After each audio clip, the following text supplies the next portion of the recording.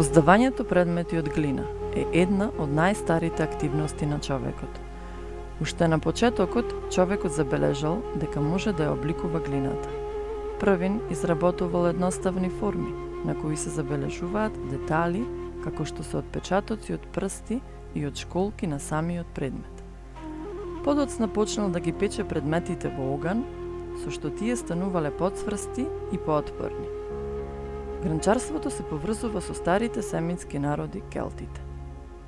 Сушност, гранчарството е еден доста креативен занает, кој ве примамува со својата убавина и со своите тајни.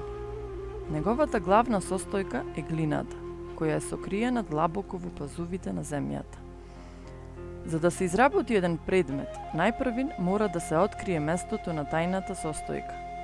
Целата таа потрага по оваа тајна состојка го измачува човека. Тој копа по најдлабоките длабочини во тајните на земјата, тој ги зарива своите ногти во незиниот стомак.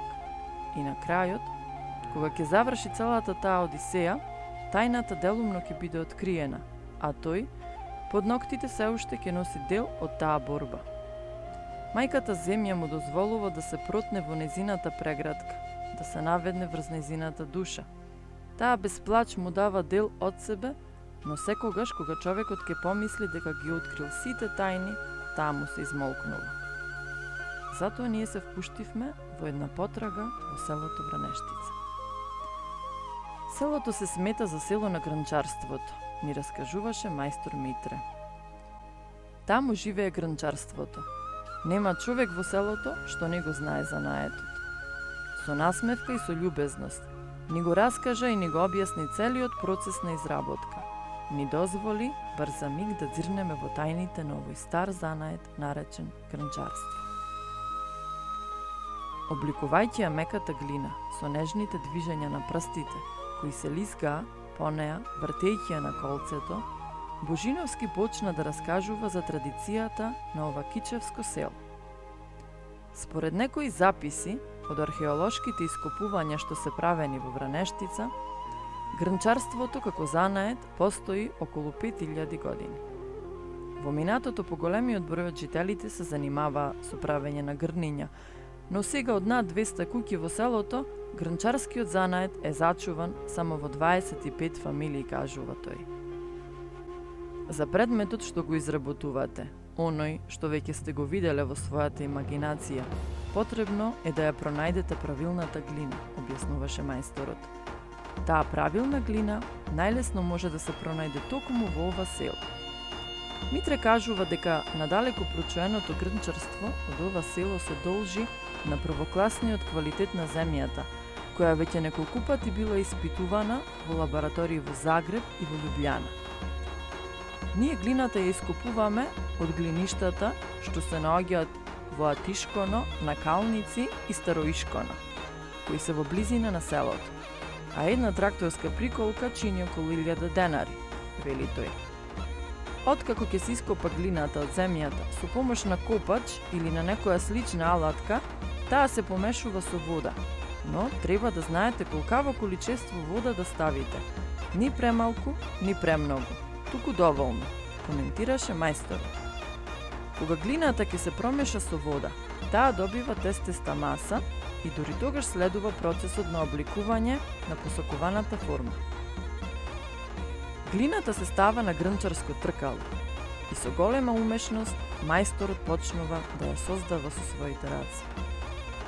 Додека тркалото се врти, во рацете се чувствува раѓањето на предметот. Секој го обликува според својата визија. Секој мајстор му вдахнува живот на мртвиот предмет. Овој процес е пресуден кога станува збор за овој занает, бидејќи е тој главниот момент при создавање на предметите. За посакуваниот предмет да излезе онака како што сме го замислиле, потребна е голема вештина и осет, како што раскажуваше мајсторот.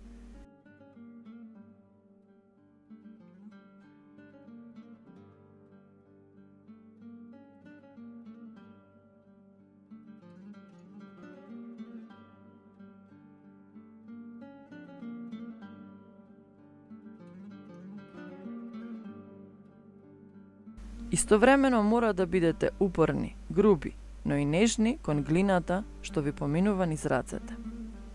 Овој занает, освен што подразбира умешност и вештина, ја поддржува филозофијата за чистиот ум. Умот и душата мора да бидат чисти и сконцентрирани само на создавањето. И со најмалото оттргнување на вниманието, предметот што е во процес на создавање ќе биде уништен.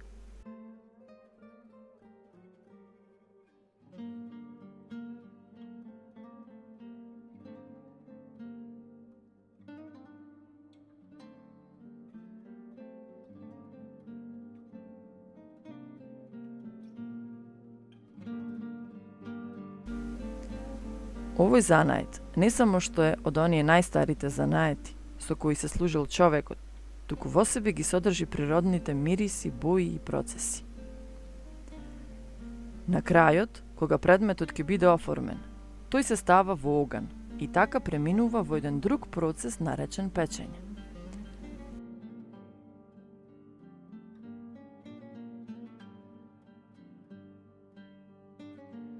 Кога ќе се излади предметот, тогаш мајсторот со помош на природни бои го исцртува и го декорира.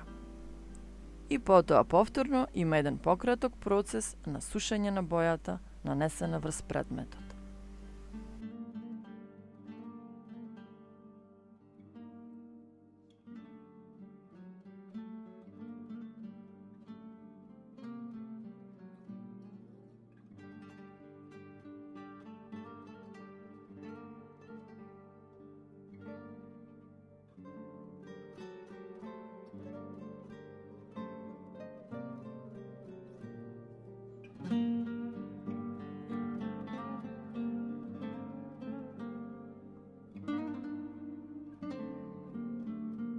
Главно сите предмети што се изработуваат, најпрв се во функција на човекот, а подоцна се започнува со изработка на предмети што го носат поемот украс.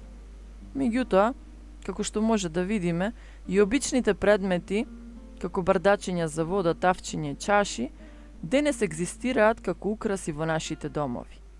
Другата предност на овие предмети од глина е тоа што слободно може да се изложат на оган без да се уништат. Овој занает е ставен на пиедестал. Целата таа макотрпна потрага по скријаната состојка, вештината на преработка и на изработка на глината и на крајот, креативноста на мајсторот, ние ѕиркачите не можеме да останеме рамнодушни кога стоиме пред еден ваков предмет.